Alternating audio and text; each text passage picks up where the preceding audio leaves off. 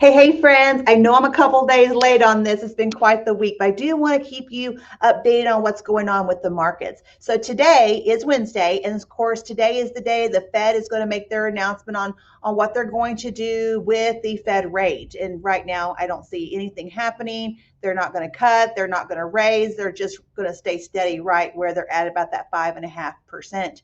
So the things you want to watch for today is the remarks after, in my opinion, the remarks after. What does the chairman say? What does Powell say afterwards?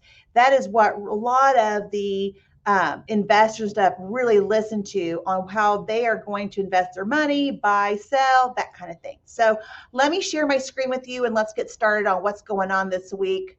Let's get in here. So here today, these are the top products that first-time home buyers are looking for when they go out to buy a home.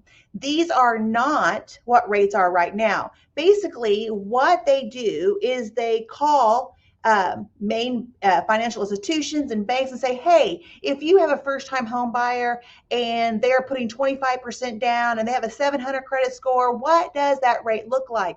And there you go. So that doesn't really pertain to a lot of buyers. They don't have that 25% down, but if you do, there's what rates are doing. But honestly, they're going to be just probably a little bit higher than that for most products. But I just want to show you that, and we'll keep on going. So here's the economic calendar. So yesterday, I will say, we missed that, was the JOLTS data. And JOLTS data is just showing us what are there, how many job openings are there? And with that information, the previous was 8.925 million. They wanted it to come down to 8.75 million, and it came actually in at over 9. So we have employers that have job openings, but we don't have enough people coming in to take those jobs. Why is that? So those are things they look at is, will we have people that need to come in? Are employers going to start paying those people more to get them to work? So it did have some fluctuation on our rates yesterday, but not a lot. But those are things that they do look at because where's the crack in the foundation? Because we're going to show here soon that we actually have UPS actually cutting jobs. So this is a crack in the foundation somewhere. We're showing more employers have job openings, but we don't have people coming in and taking those jobs. So, but today is Fed announcement day, so you'll be want to watch that, and you're going to want to watch what those remarks on are afterwards. Thursday, and we are going to have our jobless claims, and it looks like they're hoping those come down. Remember, folks, that I always tell you, when we're trying to curb inflation, the Fed wants us to stop spending our money. They want us to not have a job, and they want us to just stay home and not spend and be basically dependent on them. It's not good for us, but it's good to fight that inflation. If we stop spending and employers stop paying so much in wages, it kind of goes on and on. So with that being said, let's look here. I just told you that the JOLTS index come out and we have more employers that have job openings, quite a bit more. But then I show you here where UPS announces $12,000 job cuts. Why is that important? Well, to me, that is the crack in our foundation, because who has the job openings? Obviously, it's not a lot of our tech companies, UPS, delivery.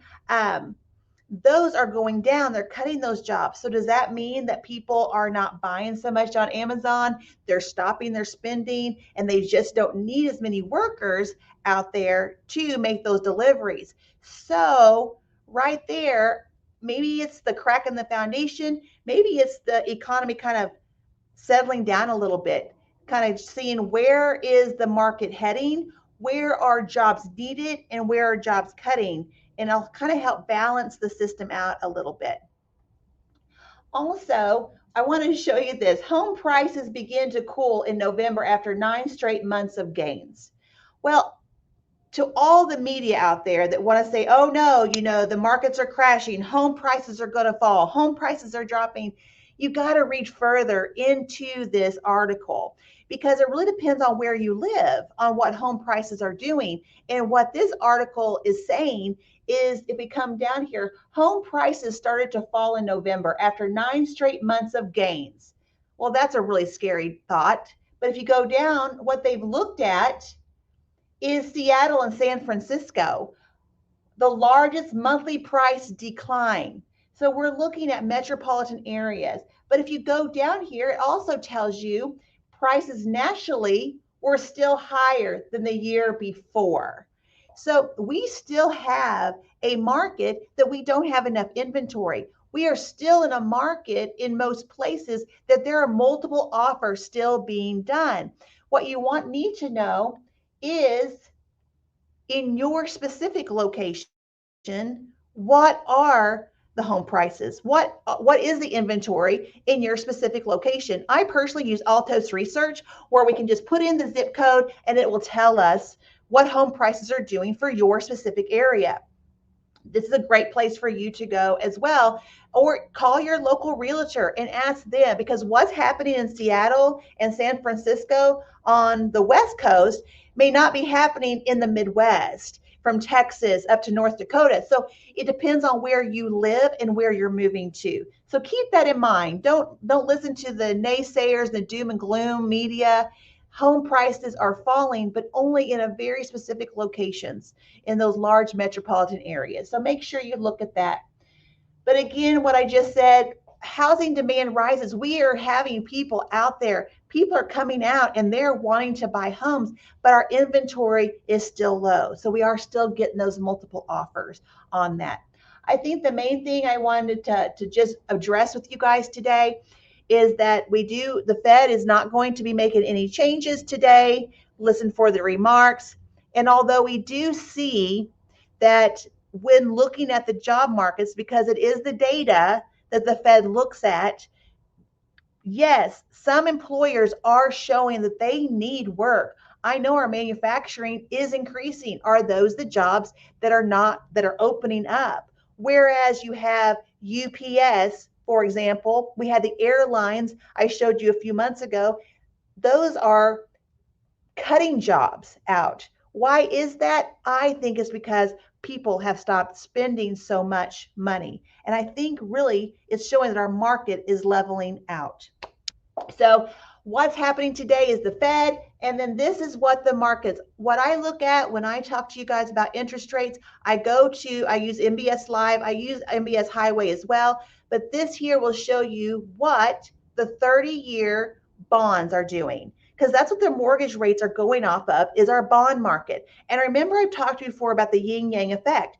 If the price of the yield of the mortgage bond is going up, that's good for us.